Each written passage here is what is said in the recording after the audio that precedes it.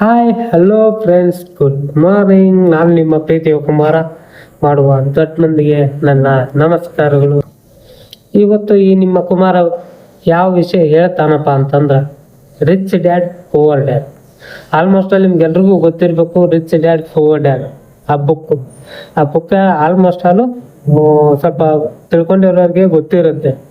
ಈ ಶ್ರೀಮಂತರು ಯಾಕೆ ಆಗಿರ್ತಾರ, ಬಡವರು ಯಾಕೆ ಆಗಿರ್ತಾರೆ, ಮಿಡಲ್ ಕ್ಲಾಸ್ನವ್ರು ಆಗಿನೇ ಯಾಕಿರ್ತಾರ ಅನ್ನೋದ್ರ ಬಗ್ಗೆ ಎಕ್ಸ್ಪ್ಲೇನ್ ಆಗಿ ಆ ಬುಕ್ಕಲ್ಲಿ ಡೀಟೇಲ್ ಆಗಿ ಹೇಳಿದ್ರು. ನನಗೆ ಅದರಲ್ಲಿ ಒಂದು 5 ಪಾಯಿಂಟ್ ಇಷ್ಟ ಆಯಿತು. ಆ 5 ಪಾಯಿಂಟ್ನ ನಿಮ್ಗೆ ಹೇಳೋಕ್ಕೂ ಇಷ್ಟಪಡ್ತೀನಿ ನಾನು. ನೋಡ್ರಿ, ಇಲ್ಲಿ ಒಬ್ಬ ಇಬ್ಬರು ಮನುಷ್ಯ ಇರ್ತಾರಂತ. ಇಬ್ಬರು ಮನುಷ್ಯರಲ್ಲಿ ಒಬ್ಬ ಡಿಗ್ರಿ ಇರುತ್ತವಂಗ, ಹೈ ಕ್ಲಾಸ್ ಡಿಗ್ರಿ ಇರುತ್ತ, ಎಲ್ಲ ಇರುತ್ತ. ಆದ್ರೆ ಅವನ ಹತ್ರ ಶ್ರೀಮಂತಿಕೆ ಏನೂ ಇರಲ್ಲ. ಅದೇ ಇನ್ನೊಬ್ಬ ವ್ಯಕ್ತಿಗೆ ಅವ್ನ ಡಿಗ್ರಿನೂ ಇರಲ್ಲ, ಎಲ್ಲದ್ರಲ್ಲೂ ಫೇಲ್ ಆಗಿರ್ತಾನ. ಆದ್ರೆ ಅವನು ಶ್ರೀಮಂತಿಕೆಯಲ್ಲಿ ಟಾಪಲ್ಲಿ ಇರ್ತಾನೆ. ಅದೇ ಹೆಂಗೆ, ಯಾಕೆ ಹಿಂಗಾಯ್ತು? ಡಿಗ್ರಿ ಇಟ್ಕೊಂಡು ಎಲ್ಲ ಇದ್ರೂ ಏನು ಯೂಸ್ ಆಗಿಲ್ಲ. ಅವನು ಏನ್ ಮಾಡ್ತಾನೆ, ತಿಂಗಳಿಗೆ ಕೆಲ್ಸಕ್ಕೆ ಸಂಬಳಕ್ಕೆ ಹೋಗ್ತಾನೆ. ಇವನು ಒಂದು ಬಿಸ್ನೆಸ್ ಮಾಡ್ಕೊಂಡು ಏನೋ ಒಂದು ಉತ್ತಮದಲ್ಲಿ ಹೋಗಿರ್ತಾನೆ. ಇವಾಗ ನೋಡಿ, ಯಾವುದೇ ಒಂದು ಬಿಸ್ನೆಸ್ ಮ್ಯಾನ್ ಆಗಲಿ, ಯಾರು ವೆಲ್ ಎಜುಕೇಟೆಡ್ ಯಾರು ಇರಲ್ಲ. ಎಜುಕೇಟೆಡ್ ಇದ್ದವರು ಏನು ತಿಳ್ಕೊಂಡು ಮಾಡಿರ್ತಾರೆ. ಅವರು ಯಾವ ರೀತಿ ಕೆಲಸ ಮಾಡಬೇಕು ಏನು ಅಂತ ಗೊತ್ತಿರುತ್ತೆ ಅವ್ರಿಗೆ.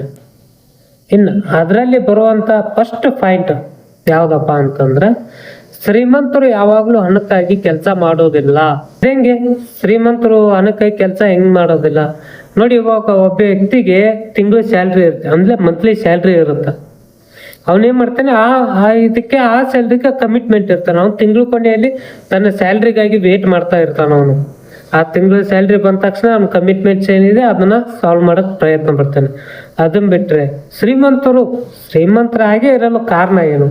ಶ್ರೀಮಂತರು ಯಾಕೆ ಹಣಕ್ಕಾಗಿ ಕೆಲಸ ಮಾಡೋದಿಲ್ಲ ನೋಡಿ. ಅವರು ಅವರ ದುಡ್ಡು, ಅವರ ಹಣವನ್ನ ಏನ್ ಮಾಡ್ತಾರ, ಅವರು ಒಂದು ಇನ್ವೆಸ್ಟ್ ಮಾಡ್ತಾರೆ.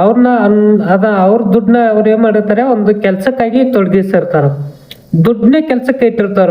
ಅವ್ರ ಕೆಲ್ಸಕ್ಕೆ ಇಟ್ಟಾರ. ಹಂಗಾಗಿ ಅವ್ರು 24x7 ಅವ್ರ ದುಡ್ಡು ಅವ್ರಿಗಾಗಿ ದುಡಿತಾ ಇರುತ್ತೆ. ಇವ್ರು ಮರ್ಕೊಂಡ್ರು ಅವ್ರಿಗಾಗಿ ಅವ್ರ ದುಡ್ಡನ್ನ, ನೀನ್ ಮಲ್ಕೋ ಬಾ ನಾನ್ ದುಡ್ದಾಕ್ತೀನಿ ಅಂತೇಳಿ ಅವ್ರ ದುಡ್ಡು ಅವ್ರನ್ನ ಸಾಕ್ತಾ ಇರುತ್ತೆ. ಅದೇ ಒಬ್ಬ ಸ್ಯಾಲ್ರಿ ಅವನು ಏನ್ ಮಾಡ್ತಾನೆ, ಸ್ಯಾಲ್ರಿ ಪೇಮೆಂಟ್ ಆದ ತಕ್ಷಣ ಸಾಕು ತನ್ನ ಏನೈತೆ ತನ್ನ ಎಕ್ಸ್ಪೆನ್ಸಸ್ ಎಲ್ಲ ಖರ್ಚುಗಳನ್ನ ತಳ್ಳೋದಕ್ಕೆ ನೋಡ್ತಾನೆ. ಅದೇ ಶ್ರೀಮಂತ ಆದವನು ತನ್ನ ದುಡ್ಡು ಯಾವ್ದು ಬಂದಿರ್ತದೆ, ಯಾವುದೇ ಒಂದು ಇರ್ಲಿ, ತನ್ನ ಎಕ್ಸ್ಪೆನ್ಸಸ್ ನೋಡಕ್ ಹೋಗಲ್ಲ. ತಂದು ಯಾವ್ದಿರ್ತದೆ ಆ ದುಡ್ಡನ್ನ ಇನ್ನೂ ದುಡಿಯೋದಕ್ಕೋಸ್ಕರ ಯೂಸ್ ಮಾಡ್ತಾನೆ. ಇನ್ ನೆಕ್ಸ್ಟ್ ಪಾಯಿಂಟ್ ಯಾವ್ದಪ್ಪ ಅಂತಂದ್ರೆ, ಪ್ರತಿಯೊಬ್ಬ ವ್ಯಕ್ತಿಗೂ ಒಂದು ಫೈನಾನ್ಸಿಯಲ್ ಎಜುಕೇಶನ್ ಇರಬೇಕು. ಅಂದ್ರೆ ಫೈನಾನ್ಸಿಯಲ್ದು ಅದ್ರ ಬಗ್ಗೆ ಸ್ವಲ್ಪನಾದ್ರೂ ಗೊತ್ತಿರ್ಬೇಕು. ಏನಪ್ಪ ಫೈನಾನ್ಸಿಯಲ್? ನಾವು ಇದನ್ನ ಬಿಕಾಮ್ ಆಲ್ಮೋಸ್ಟ್ ಅಲ್ಲಿ ಬಿಕಾಮ್ ಗೊತ್ತಿರುತ್ತೆ. ಅಸೆಟ್ ಲಯಬಿಲಿಟಿ ಅಂತ. ಅಸೆಟ್ ಅಂದ್ರೆ ಏನು, ಲಯಬಿಲಿಟಿ ಅಂತಂದ್ರೆ ಅಸೆಟ್ ಅಂದ್ರೆ ಏನು? ಇವಾಗ ನೋಡಿ, ನೀವು ಏನು ಆಸ್ತಿ ಅಂತ ಮಾಡಿರ್ತೀರಲ್ಲ ಅದು ಅಸೆಟ್.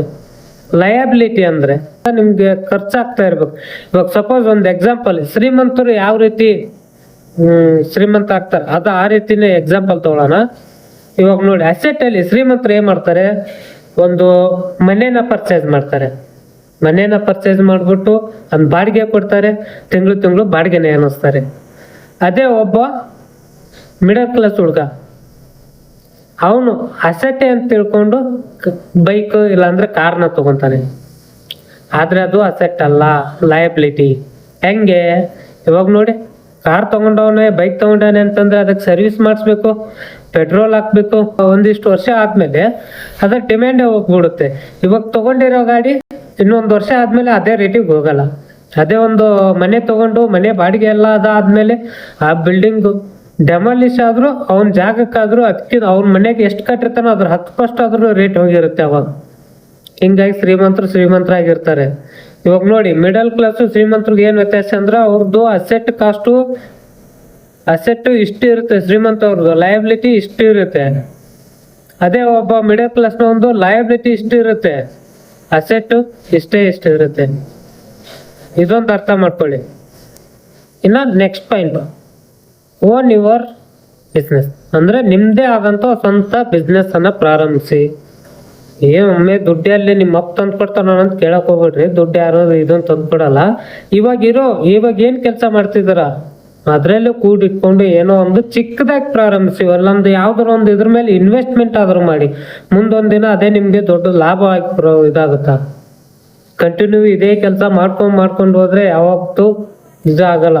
ಒಂದ್ ರೇಂಜ್ ಅಲ್ಲಿ ಅದೇ ಒಂದು ಬಿಸ್ನೆಸ್ ಫೀಲ್ಡ್ ಅಲ್ಲಿ ಇಳಿದ್ರೆ ಅದ್ರದ್ದು ಲಾಭನೇ ಬೇರೆ, ಅದ್ರದ್ದು ಏನೋ ಅಂತ ಗೊತ್ತಿರೋದು ಅದ್ರನ್ನೇ ಬೇರೆ, ಅದ್ರ ಗತ್ತೆ ಬೇರೆ. ಹಿಂಗಾಗಿ ಚಿಕ್ಕದಾಗಿ ಇರ್ಲಿ ಏನಾದ್ರೂ ಇರ್ಲಿ, ಒಟ್ಟಿನಲ್ಲಿ ಚಿಕ್ಕದಾಗಿ ಆದ್ರೂ ಒಂದು ಸ್ವಲ್ಪನಾದ್ರೂ ಪ್ರಾರಂಭ ಮಾಡ್ಬೇಕು. ನಮ್ಮ ಸ್ವಂತ ಉದ್ಯೋಗವನ್ನ ಪ್ರಾರಂಭ ಮಾಡ್ಬೇಕು. ಇನ್ನೊಂದು ಶ್ರೀಮಂತರಾಗ್ಬೇಕು ಅಂತ ಹೇಳ್ಬಿಟ್ಟು ದುಡ್ಡು ಹಾಕು ಅಂತ ಹೇಳೋನೆ, ದುಡ್ಡು ಹಾಕ್ಬಿಟ್ಟು ಇನ್ವೆಸ್ಟ್ಮೆಂಟ್ ಮಾಡಿದೀನಿ ಆದ್ರೂ ನಂಗೆ ಏನೂ ಗೊತ್ತಾ ಇಲ್ಲ, ನಾನು ಶ್ರೀಮಂತನೇ ಆಯ್ತಾ ಇಲ್ಲ ಅಂತಂದ್ರೆ ಅದಲ್ಲ. ಶ್ರೀಮಂತ ಆಗ್ಬೇಕು ಅಂತಂದ್ರು ಒಂದಷ್ಟು ತಿಳುವಳಿಕೆ ಇರಬೇಕು, ಒಂದಿಷ್ಟು ಎಜುಕೇಶನ್ ಅನ್ನೋದು ಇರಬೇಕು, ಎಲ್ಲ ಗೊತ್ತಿರಬೇಕು. ಹಂಗೆ ಎಲ್ಲ ಯಾವ್ದೋ ಒಂದು ಮಾಡಿದೀನಿ ನನ್ನ ಹತ್ರ ದುಡ್ಡೈತೆ ಅಂತ ಹೇಳ್ಬಿಟ್ಟು ಹೋಗಿ ಯಾವ್ದಾರ ಒಂದು ಇನ್ವೆಸ್ಟ್ಮೆಂಟ್ ಮಾಡಿ ಯಾವ್ದಾರ ಒಂದು ಗೊತ್ತಿಲ್ಲದೆ ಬಿಸ್ನೆಸ್ ಮೇಲೆ ಇನ್ವೆಸ್ಟ್ಮೆಂಟ್ ಮಾಡಿ ಪ್ರಾಪರ್ ಆಗ್ಬಾರ್ದು. ಶ್ರೀಮಂತರ ಆಗ್ಬೇಕಂದ್ರೆ ತುಂಬಾ ವಿಷಯಗಳು ತಿಳಿದಿರ್ಬೇಕು. ಫಸ್ಟ್ ಒಂದು ಸ್ಕಿಲ್ ಡೆವಲಪಿಂಗ್ ಇರಬೇಕು, ಎಲ್ಲ ಮಾತನಾಡು ಚಾತುರ್ಯ ಇರಬೇಕು. ಇವಾಗೊಂದು ಏನೋ ಒಂದು ಮಾಡ್ತೀನಿ ಅಂದ್ರೆ ಅದ್ರ ಬಗ್ಗೆ ಇನ್ ಡೆಪ್ತ್ ಆಗಿ ಎಲ್ಲ ತಿಳ್ಕೊಂಡಿರ್ಬೇಕು. ತಿಳ್ಕೊಲಾರ್ದೇನೆ ಬಂದ್ಬಿಟ್ಟು ಎಡ್ದೇನಕ್ಕೆ ಆಗ್ಲಿಲ್ಲ ನನ್ನ ಕೈಲಿ ಅಂತಂದ್ರೆ ಆಗಲ್ಲ. ರತನ್ ಟಾಟಾ ಅವ್ರು ಯಾವಾಗ್ಲೂ ಒಂದು ಮಾತಾಡ್ತಿರ್ತಾರೆ, ಒಂದು ಬಿಸ್ನೆಸ್ ಕ್ಲಿಕ್ ಆಗ್ಬೇಕು ಅಂದ್ರೆ, ಒಂದು ಬಿಸ್ನೆಸ್ ಮಾಡಿರ್ತೀಯ ಕ್ಲಿಕ್ ಆಗ್ಬೇಕು ಅಂದ್ರೆ 365 ದಿನ ಹಾಕ್ಬೇಕು. 365 ದಿನ ಆದ್ಮೇಲೆ ಗೊತ್ತಾಗುತ್ತೆ ನಮ್ಗೆ ಇದು ಲಾಭ ಆಯ್ತು ನಷ್ಟ ಆಯ್ತು, ಏನಾಗುತ್ತೆ ನನ್ನಿಂದ, ಇದರಿಂದ ಎಷ್ಟು ನಾನು ಇನ್ವೆಸ್ಟ್ಮೆಂಟ್ ಮಾಡಿದೆ, ಇದರಿಂದ ನಾನು ಎಷ್ಟು ಲಾಭ ಗಳಿಸ್ಕೊಂಡೆ, ಎಷ್ಟು ನನ್ನ ಖರ್ಚಾಯ್ತು, ಎಲ್ಲ ಗೊತ್ತಾಗ್ಬೇಕಂದ್ರೆ 365. ಅವಾಗ ನಿನ್ ಬಿಸ್ನೆಸ್ ಕಸ್ಟಮರ್ಸ್ ಬರೋಕೆ ಶುರು ಆಗ್ತಾರೆ, ನಿಮ್ ಬಿಸ್ನೆಸ್ ಗ್ರೋ ಹಾಕೋಕ್ಕೂ ಶುರು ಆಗುತ್ತೆ. ತಂದ್ ಮಾಡಿ 2 ದಿನಕ್ಕೆ 1 ತಿಂಗಳಿಗೆ 2 ತಿಂಗಳಿಗೆ ಆಯ್ತಾ ಇಲ್ಲ ನನ್ಗೆ ಅಂತ ಹೇಳ್ಬಿಟ್ಟು ದುಡ್ದಿರೋದು ಏನ್ ಬಿಸ್ನೆಸ್ ಅಲ್ಲಿ ಏನು ಇಲ್ಲ, ನಮ್ಗೆ ಮಾಡಕ್ಕಾಗಲ್ಲ. ಫಸ್ಟ್ ತಿಳ್ಕೊಬೇಕು ಯಾವ್ದು ವಿಷಯ ಬಿಸ್ನೆಸ್ ಅಲ್ಲಿ, ಫಸ್ಟ್ ಇನ್ ಡೆಪ್ತ್ ಆಗಿ ತಿಳ್ಕೊಬೇಕು, ಪೇಷನ್ಸ್ ಇರ್ಬೇಕು.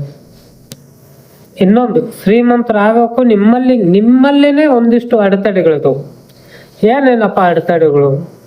ಫಸ್ಟ್ ಒಂದು ಭಯ ಏನಕ್ಕೆ? ಇವಾಗ ನೋಡಿ, ಯಾವುದೋ ಒಂದು ಇದು ಬಿಸ್ನೆಸ್ ಮಾಡ್ತೀನಿ ಅಂತಂದ್ರೆ ಯಾರ ಮನೇಲೂ ಒಪ್ಪಲ್ಲ. ಬಿಸ್ನೆಸ್ ಮಾಡ್ತೀವೋ ಲಾಸ್ ಆಗ್ಬಿಡ್ತೀವಿ ನಾವು, ಏನು ಕ್ಲಿಕ್ ಆಗುತ್ತೋ ಇಲ್ಲೋ, ಮೊದಲು ಮುಂದಾಲೋಚನೆಗಳನ್ನ ಬಿಟ್ಬಿಡಿ, ಭಯ ಅನ್ನೋದು ತೆಗ್ದ್ಬಿಡಿ. ಭಯ ಅನ್ನೋದು ಇದ್ಬಿಟ್ರೆ ಜೀವನದಲ್ಲಿ ಏನು ಮಾಡಕ್ಕ. ಇನ್ನ ಅಡೆತಡೆಗಳಲ್ಲೇ ನೆಕ್ಸ್ಟ್ ಪಾಯಿಂಟು ಡೌಟ್. ಇದು ಮನುಷ್ಯನ ತಲೆಯಾಗಿದ್ದು ಮೊದಲು ಏನ್ ಬರುತ್ತೋ ಇಲ್ಲೋ ಇದು ಮಾತ್ರ ಬಂದೇ ಬರುತ್ತೆ. ಇವಾಗ ನೋಡು, ಒಬ್ಬ ಬಿಸ್ನೆಸ್ ಮಾಡ್ತಾನಪ್ಪ ಅಂತಂದ್ರ ಅವ್ನ್ ಓಪನ್ ಮಾಡೋದು ಅವ್ನ ತಲೆಯಾಗ ಬರೋಕ್ಕಿಂತ ಮೊದಲ ಡೌಟ್ ಬಂದಿರ್ತವಂಗ, ಈ ಬಿಸ್ನೆಸ್ ನನ್ನ ಕೈಯಾಗ ಆಗ್ತೈತೋ ಇಲ್ಲೋ, ನನ್ನ ಹತ್ರ ದುಡ್ಡು ನಿಂದಿರುತ್ತೋ ಇಲ್ಲೋ, ಕಸ್ಟಮರ್ಸ್ ಬರ್ತಾರೋ ಇಲ್ಲೋ, ನನಗೆ ಮಾತಾಡಕ್ ಆಗುತ್ತೋ ಇಲ್ಲೋ, ನನ್ನ ಕೈಲಿ ನೀಗುತ್ತೋ ಇಲ್ಲೋ. ಇವೆಲ್ಲ ಡೌಟ್ನ ತಲೆಯಿಂದ ತೆಗ್ದೋಗಿ, ಭಯ ಅನ್ನೋದು ತಲೆಯಿಂದ ತೆಗ್ದೋಗಿ, ಡೌಟ್ನ ತೆರೆದೋಗಿ ಇವನ್ನೆಲ್ಲ ತೆಗ್ದೋಗ್ಬಿಟ್ಟು ಮಾಡು. ಆಗ್ಲಿಲ್ಲ ಅಂದ್ರೆ ಕೇಳು. ಕಲಿಕೆ ಅನ್ನೋದು ಬಹಳ ಇಂಪಾರ್ಟೆಂಟು. ಯಾವುದೇ ಕ್ಷೇತ್ರದಲ್ಲಾಗ್ಲಿ, ಇದು ಬಿಸ್ನೆಸ್ ಕ್ಷೇತ್ರದಲ್ಲಾದ್ರೂ ಆಗ್ಲಿ, ಹೊರಗಿನ ಕ್ಷೇತ್ರದಲ್ಲಾಗ್ಲೂ ಆದ್ರೆ, ಆದ್ರೆ ಆಗ್ಲಿ ಲರ್ನಿಂಗ್ ಅನ್ನೋದು ಬಹಳ ಮುಖ್ಯ. ಲರ್ನಿಂಗ್ ಮಾಡ್ಬೇಕು. ಯಾವ್ದೋ ಒಂದು ಇವಾಗ ತಿಳ್ಕೊಳಾರ್ತಾನೆ ಹಂಗೆ ಅಂಗಡಿ ಇಟ್ಬಿಟ್ರೆ, ಏನೋ ಒಂದು ಬಿಸ್ನೆಸ್ ಇಟ್ಬಿಟ್ರೆ, ಏನೋ ಒಂದು ಇನ್ವೆಸ್ಟ್ಮೆಂಟ್ ಮಾಡ್ದ, ಆಗಲ್ಲ.